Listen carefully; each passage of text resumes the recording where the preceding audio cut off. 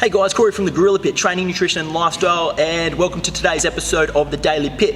What we're going to chat to you today about, guys, is the age-old question, am I eating too much?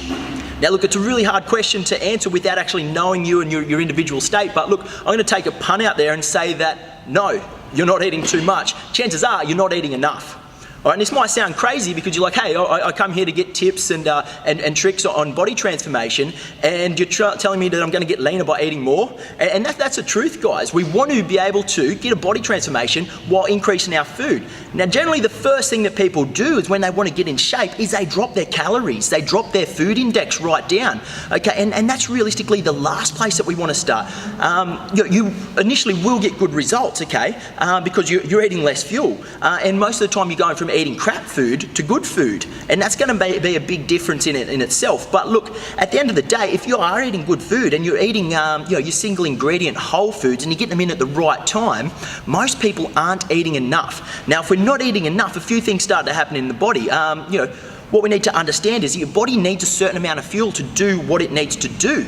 All right, now if we don't have that fuel, then it starts to shut off certain systems. And our body doesn't want to shut off our cognitive function, it doesn't want to shut off our cardio function. So the things that it does start to shut off is generally the ability to digest food. So this is where, we're getting food in, we're getting limited food in, and then we're not able to extract as much out of it because we don't have the ability, we don't have the energy to digest because we're in that low state.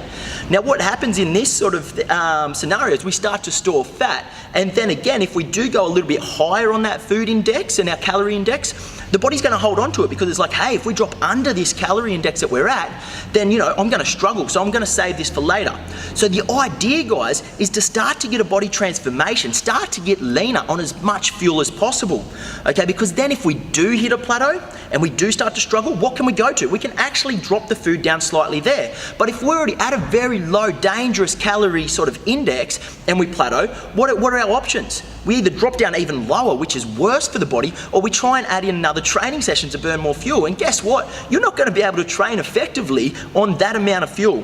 So if we can really push our food up there, guys, and we're really getting a whole heap of good nutritious food in, and we're still getting results, when we do stop or start to hit that plateau, which it's eventually going to come, our body's going to eventually adapt. But when it does, we have a couple of options. We can increase our frequency of training, we can increase our intensity of training because we are fueled up to the max.